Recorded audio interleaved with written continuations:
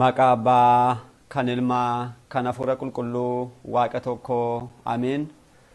Kiristoos du'aa ka'ee humna aangoo isaatiin seexanni hidhamee addaan bilisa ba'ee egaan kana booda nagaa fi gammachuun nuuf ta'e.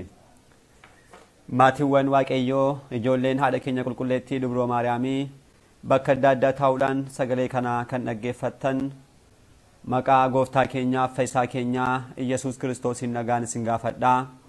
Akka isaatii bakka jirtanitti akkam bultanii, akkam ooltanii, akkam galgaleessanii. Ameen. Galateeffamuun amala uumaa keenyaa Fayyisaa keenyaa Iyyasuus Kiristoos kan ta'e maqaan isaa baddaa samii irratti afaan qulqulloota ergamoota isaatiin afaan qulqulloota abbootii keenyaa farmoolii keenyaadhaan kan galateeffamu nu birattis guddaa kan galatoomeedhaaf kan ulfaate nuuf haa ta'u. Deessuu Gooftaa keenyaa haadha hunduma keenyaa waa'ee cubbuu keenyaadhaaf mirga ilma ishee dhaabbattee kan nuuf kadhattu haadha keenya qulqulleettii Dubroo Maariyaamii akkasumas qulqulloota ergamoota Waaqayyoo qulqulloota abbootii keenyaa farmoolii keenya hundumaaf akka kennaa isaaniitti galannii fi ulfinni isaaniif haa ta'u. Bagaa ayyaana ol ba'uu Gooftaa keenyaaf Fayyisaa keenyaa Iyyasuus Kiristoosiin isin ga'e. Egaan barumsa keenyaa koorsii jireenyaa fi hojii gaarii kiristaanummaa kan jedhuun boqonnaa sadaffaa eegallee akka jirru ni beekama. Egaan boqonnaa sadaffaatiin kutaawwan amma ammaatti kan ilaalle kutaa 12 baranneetu jirra. Guyyaa har'aa kutaa 13ffaadha kan barannu. Kutaa 12ffaa darbeen egaa maalummaadhaa fi faayidaa kadhannaa kaasuun keenya ni yaadatama. Kadhannaan daandii Waaqayyoodhaa fi dhala namaa wal quunnamsiistu akka isheen taate ilaalle. Faayidaan isaas immoo akkuma kana baay'ee akka ta'e Waaqayyoon argachuu kan dandeenyu kadhannaatiin alatti daandiin biraa akka hin jirre ilaalleetudha kan adda baane. Guyyaa har'aa immoo akka fedhaa fi ayyaana Waaqayyootti kan wajjin barannu sirna kadhannaa kan jedhudha kan ta'u. Egaan sirna kadhannaa jalatti mata dureewwan muraasni ni jiru. Guyyaa har'aadhaaf kan ilaallu kadhannaa fudhatama qabuudhaaf fudhatama hin qabne sirna isaa wajjirraan akkamitti ilaalamuu qaba kan jedhudha kan barannu jechuudha. Sirna kadhannaa yeroo jennu egaa akkamitti kadhannaa, eessatti kadhannaa, yoom kadhannaa, akkasumas immoo maal kadhannaa kan jedhan qabxiiwwan kana of keessatti kan qabatudha. Sirna kadhannaa kitaaba qulqulluu irratti gaafa dubbisnu barumsa Gooftaan keenya barsiisa irratti caqasa tokko fudhachuudhaan kan jalqabnudha kan ta'u. Wangeela Maatewos boqonnaa 6 lakkoofsa 5 hanga 6tti yeroo ilaallu Gooftaan keenya waa'ee kadhannaa yeroo barsiisu kan dubbate irraadha. Maal jedha? Yeroo kadhattan akka warra of agarsiisanii hin ta'inaa. Namni akka isaan arguudhaaf roga mikuraabaadhaa fi karaarra dhaabbatanii kadhachuu wanta jaallatu waan ta'eedhaaf dhugaan isiniin jedha gatii isaanii argataniiru. Ati garuu yeroo kadhattu gara mana keetti seeni, balbala kees cufadhu, abbaa kee bakka dhokataa sana jiru kadhadhu, dhoksaatti kan argu abbaan kees ifatti siif kennaa jechuudhaan Gooftaan keenya waa'ee kanaa dubbateera jechuudha. Caqasa kana Gooftaan keenya yeroo waa'ee kadhannaa barsiisuu eegaluudha kan inni dubbate. Asirraatu maal agarra? Gooftaan keenya waa'ee kadhannaa yeroo barsiisu kadhannaa kadhadhaa, kadhannaan ni barbaachisa, kadhannaan faayidaan isaa kanadha hin jenne. Kallattii maadhaan maal keessa seene haala raawwisaadha, sirna isaatti seene malee kadhannaan kana kan jedhuudhaaf ibsa biraa Gooftaan keenya kenneen qabu jechuudha. Kana jechuun kadhannaan hin barbaachisaa eeyyeen kadhannaa malee jiraachuun hin danda'amu. Kadhannaa, tsoomii, kennaawwan isaan kun wangeela Maatewos boqonnaa 6tti Gooftaan keenya kan dubbate. Gooftaan keenya tsoomaan jenne, Gooftaan keenya kadhadhaan jenne, Gooftaan keenya kennaa keessan kennaan jenne maal jedhe? Yeroo kadhattan akkasitti kadhadhaa, yeroo tsoomtan haala kanaatiin tsoomaa, yeroo kennaa keessan kennitan haala kanaatiin kennaa jechuudhaan barumsi Gooftaa keenyaa kallattiidhaan maal kan xiyyeeffate tolchala sirna isaa irrattidha, haala raawwachuudha. Haala kamitiin raawwachuu akka qabnudha Gooftaan keenya kan nu barsiise jechuudha. Kanaafidha egaa guyyaa har'aas Gooftaan keenya kan dubbate bu'aa taasifachuudhaan kadhannaa yeroo taasisnu haala kamitiin taasisuu qabnu manni kiristaanaa keenya sirnoota kan Gooftaan keenya kitaaba qulqulluutti barsiise akkasumas immoo Gooftaa keenyaa booda kan jiran qulqulloonni duukaa bu'oota isaa akkasumas immoo abbootonni sirna kadhannaa isaan kaa'an kiristaanni kamuu sirna kanaan kadhachaa akka inni kadhachuu qabuudhaaf nu barsiiste jechuudha. Gooftaan keenya kadhannaa kana yeroo nu barsiise kadhannaan barbaachisummaa isaa mataa isaatti kadhatee agarsiiseera. Wangeelaa Yohaannis boqonnaa 17 yeroo ilaallu guutummaa isaa waa'ee kadhannaa gooftaa keenya agarsiisa. Darbees immoo haala kamiitiin yeroo hundumaa osoo walirraa hin kutin osoo abdii hin kutin kadhachuu qabnu immoo fakkeenya dubartii rakkattuu sanaadhaa fi mootii tokko fakkeenya taasisuudhaan kan kaase wangeelaa Luqaas boqonnaa 18 lakkoofsa 1 kaasnee amma 8 kan dubbisnu irrattu barsiiseera. Kanas yeroo hundumaa osoo addan kutin wanta kadhattan argadhaa dhabaa kan gaafattan isiniif haa deebi'u haa dhiisu garuu osoo walirraa hin kutin yeroo hundumaa kadhadhaa kan jedhu gooftaan keenya kanaa barsiiseera. Darbee immoo maal kadhachuu akka qabnus immoo barsiiseera. Wangeela Maatewos boqonnaa 6 lakkoofsa 9 isinis yeroo kadhattan akkas jedha yaa abbaa keenya samiirra kan jiraattu jechuudhaan kadhannaa gabaabduu kan akka kadhannuudhaaf immoo nu barsiiseera jechuudha. Kanaaf gooftaan keenya isaan kana haala kanaatiin abarsu malee dursa garuu kan jalqabe maarraadha sirna kadhannaa irraatuudha. Kanaaf nutis kadhannaa keenya keessatti sirna kadhannaa haala kamiitiin kadhannaa taasisuu qabnu akkamitti taasisuu qabnu iddoo kamitti yoom darbees immoo kadhannaa akkamii kadhachuu akka qabnu beekuun nurra jiraata jechuudha. Barumsa gooftaa keenyaa kana bakka tokkotti walitti qabnee yeroo ilaallu wantoota lamadha kan irraa ilaallu. Isaanis maalidha? Kadhannaa fudhatama hin qabneedhaaf kadhannaa fudhatama qabudha. Maal jedhee gooftaan keenya warreen of agarsiisan bakka mikuraabaa rogara dhaabbachuudhaan kadhannaa taasisu kanneen barbaadan akkasuma immoo bakka namni isaan argu dhaabbatanii warreen kadhannaa taasisan isaan gatii isaanii fudhatanii jechuudhaan kadhannaan kun kadhannaa faayidaa hin qabne ta'uu isaa agarsiiseera. Ittaan immoo maal jedhee ati garuu yeroo kadhattu balbala kee mana keetti galii balbala kee cufadhu jechuudhaan immoo kadhannaa naakaatii taasifamuu kadhannaa fudhatama qabu ta'uu isaa immoo barsiiseera jechuudha. Kanaaf isaan kun lamaan barumsa kana gidduutti kan hammatamanidha. Kadhannaa fudhatama qabu yeroo jennu kadhannaan kun haala gooftaan keenya barsiiseen akkasumas haala sirni mana kiristaanaa keenya ajajuutiin kadhannaa taasifamudha. Kadhannaan kun gooftaan keenya kan dhagahuudha. Dhagayees immoo deebii kan laatu kadhannaan kun kadhannaa fudhatama qabu jedhama. Kaayyoon kiristaanaa kaayyoon hunduma keenyaa jechuudha kadhannaa miti. Namoonni baay'een yeroo baay'ee kadhannaa Wuddaasee Maariyaamii yookiin kitaaba faarfannaa irraatu kadhannaa ta'e taasisaniitu gammaduu barbaadu. Bargit gammachuun gaariidha. Garuu gammachuun sun maarraa kan dhufedha. Kadhannaa sana taasisuu qofarraadhaa kan ta'e taanaan sirriin ta'u. Maaliif kaayyoon kiristaanaa tokko kadhannaa waan taaneef jechuudha. Kaayyoon keenya waaqayyoodha. Waaqayyoon argachuudhaaf immoo maal taasisuu qabna? Kadhannaa kadhachuun dirqamadha. Kadhannaatiin alatti waaqayyootiin argachuun wanta hin danda'amneef jechuudha. Kanaaf daandiin kun nuun gara waaqayyootti kan fiddu wanta taateedhaaf yeroo hundumaa sirriitti haala sirriitiin deddeebi'uu qabna jechuudha. Kana gochuudhaaf immoo sirnoota kadhannaa keessumattuu kadhannaa kan waaqayyo wajjirraan tokkoon taasisu kan waaqayyo wajjirraa walitti nu fidu kadhannaan keenya gara waaqayyootti akka dhiyaatuudhaaf kan taasisu sirnoonni wanta jiraniidhaaf isaan kana keessaatuu muraasa isaanii akka armaan gadiitti ilaallaa kan jalqabaa bakka filachuudha. Bakka filachuu qabna. Gooftaan keenya jalqaba kan kaasne wangeela Maatewos boqonnaa 6 lakkoofsa 5 hanga 6tti kan dubbisne jechuudha. Sababoota warreen Fariisotaa kana warreen kadhannaa bakka of agarsiisuu dhaabbatanii taasisan kana kadhannaan isaanii waaqayyo duratti fudhatama kan dhabeef sababoonni jiran keessaa tokko maalidha? Bakka filachuu dadhabuu isaaniiti. Bakka hin filanne jarri eessa dhaabbatu? Bakka namoonni isaan arguu danda'an roga mikuraabaa asiinis namni bakka argu jechuudha. Akkasumas immoo addabaabaayii irra bakka namoonni hundumtu isaan arguu danda'an dhaabbatanii kadhannaa taasisu. Namoonni akkasii bakka wanta filanneedhaa fi gatii tokkollee waaqayyo irraatii kan argatan hin qaban. Kadhannaan isaanis immoo filannoo bakkaa malee wanta taasifameedhaa fi kaayyoo isaa kan gadhiisedha. Maaliif? Kaayyoon kadhannaa guddaan maalidha? Namaaf waaqayyoon walitti dhiyeessuu qofaadha. Nuun gara waaqayyootti dhiyeessuu qofa jechuudha. Kanaaf keessa keenyatti nama of agarsiisuudhaaf kan taasisnu ta'e garuu akkamitti waaqayyoon argachuu dandeenya? Kun immoo hin danda'amnu. Maaliif?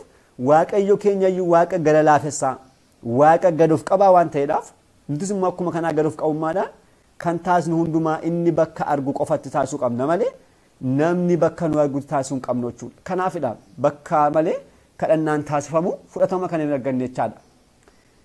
Kadhannaan sirrii akkam taasifamuu qaba? Kiristaanonni mana kiristaanaatti yeroo kadhannaa taasifatan bakka tokkotti taasifachuun kanuma jirudha. Kanarraatu alatti garuu kadhannaan dhuunfaa bakka mijataa kan ta'etti bakka dhoksaatti bakka namni arguu hin dandeenye filannee gara abbaa keenyaa gara waaqayyotti kadhannaa taasisuu qabna.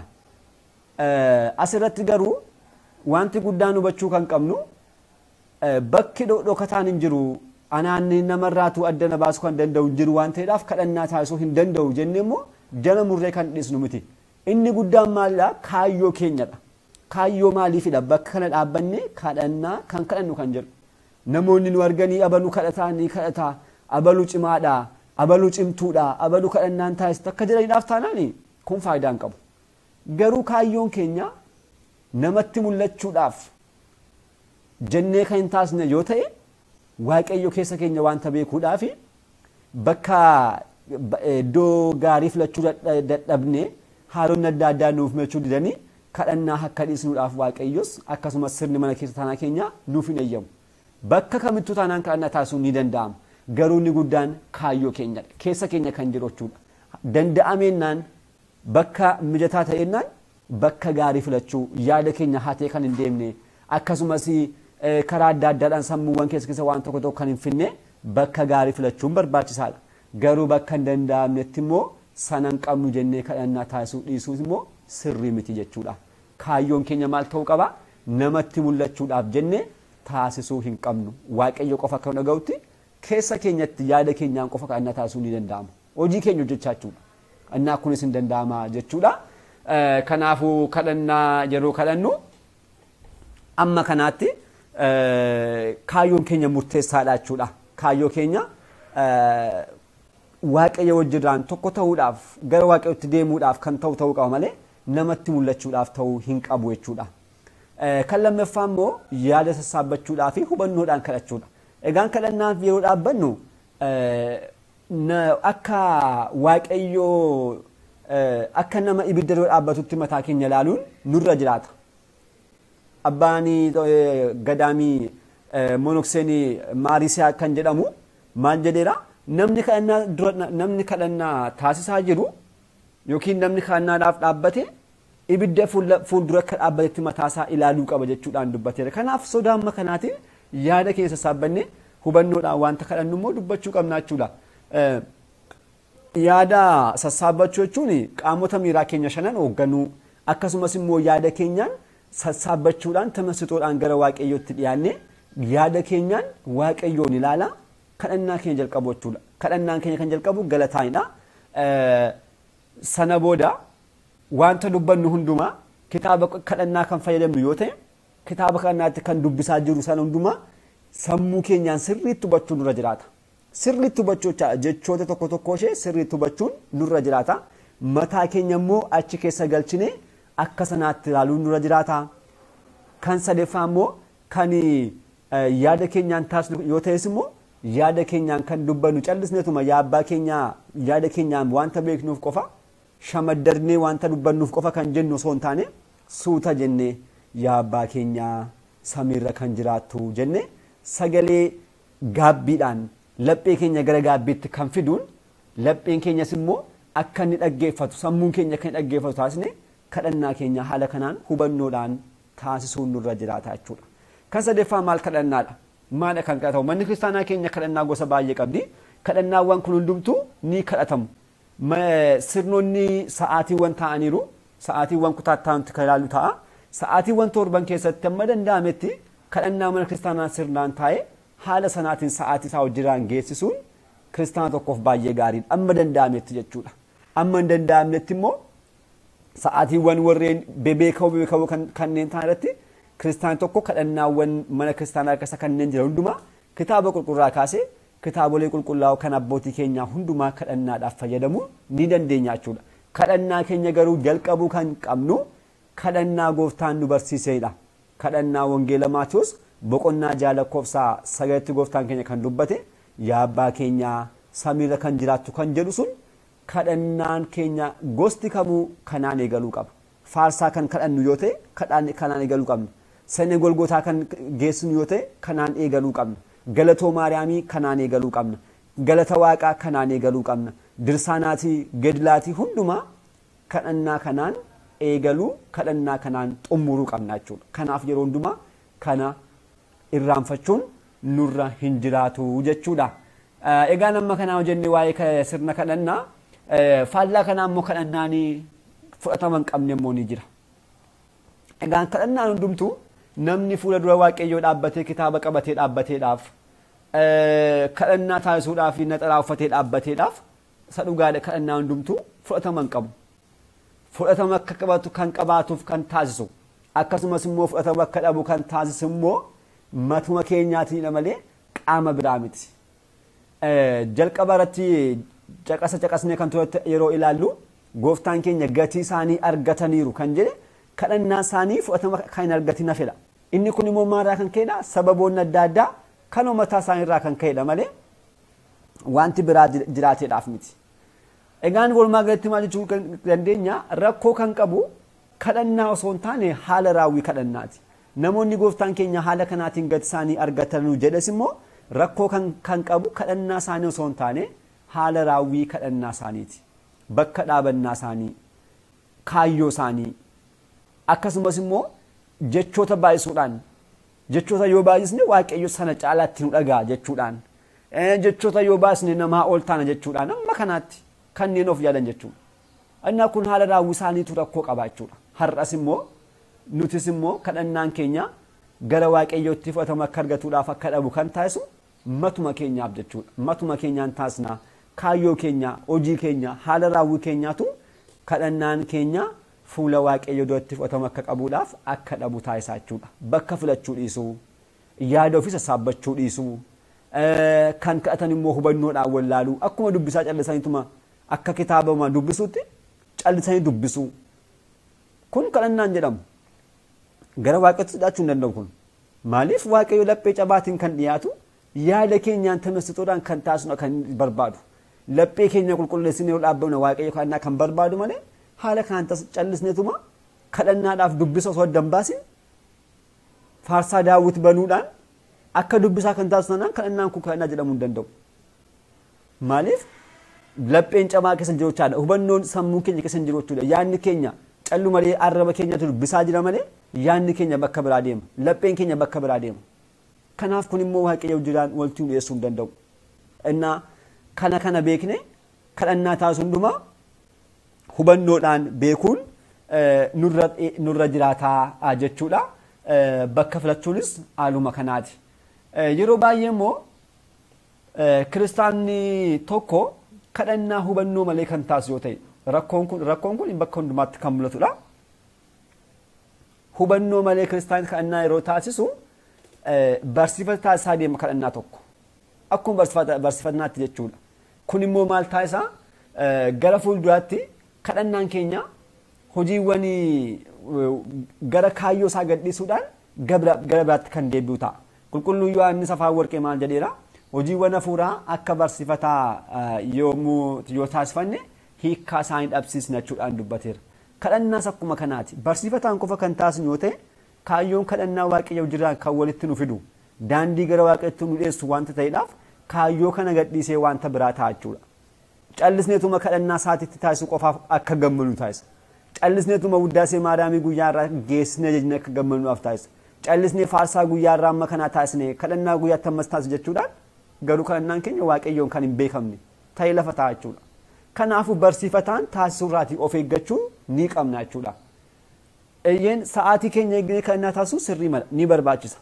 Garuu immoo kadhannaa taasifannu guddaas dheeraas haa ta'u xiqqaa gabaabaa hubannoodhaan yaada keenyaan tamassixoodhaan kadhachuutu nurraa eegama jechuudha. Kan taasisan garuu kadhannaa mashee xiqqoo kan jedhamtu kadhannaa yaa abbaa keenyaa samiirra kan jiraattu kan jettu kana kadhannee amma xumurrutti yaadni keenya addunyaa guutuu naanna'ee deebi'a. Kanaaf yeroo hundumaa dhaabbachuu keenyaan dura yaada keenya sassaabbachuun nurraatu eegama. Yeroo hundumaa Waaqayyoon akka yaada keenya nu sassaabu akka inni qormaatota akkasii kana nurraatii fageessuudhaaf kadhachuun nurra jiraata. Darbees immoo gidduutti osoo kadhannu yaadonni adda addaa dhufanii nu waraanu eeyyeen kun sirrii qormaan ni jira qormaata kadhannaa gara fuuldaatti kan alta qormaan ni jiraata qormaata sanas immoo wal waraanaa gidduutti mataa fuula keenya mallatteeffachaa kadhannaa keenya kan taasisnu yoo ta'e waa tokkoyyuu kan dhibu hin jiru jechuudha yeroo hundumaa kadhannaan keenya kadhannaa waaqayyoo fudhatama qabu ta'a garuu kanarraa adda kan ta'e barsiifataan kan taasisnu hubannoo kan hin qabne maal wanta dubbachaa jiru kan hin beekne yoo ta'e bakka kan filachuu hin dandeenye yoo ta'e yeroo hundumaa kadhannaa keenya keessa dhaabbannee yaada keenyaan addunyaa meeqa naannoneef kan deemnu yoo ta'e isa dhugaadha kadhannaan akkasii waaqayyo nuuf dhaga'uu hin danda'u kana beeknee yeroo hundumaa kadhannaadhaaf yeroo dhaabbannu yaada keenya sassaabannee dhaabbachuun nurraatu eegama jechuudha qulqulluu ta'ee osoo jiru nuti cubbamoota taanee osoo jirru maqaa koo waamuun siniif hin ta'u osoo hin jedhin gadoof qabummaadhaan gooftaan keenya tiitinnaadhaan maqaa isaa qulqulluu ta'e waamne akkas kadhannuudhaaf kan nuuf eeyyame maqaan isaa guddaan kan galatoomeedhaaf kan ulfaate nuuf haa ta'u galanni waaqayyoof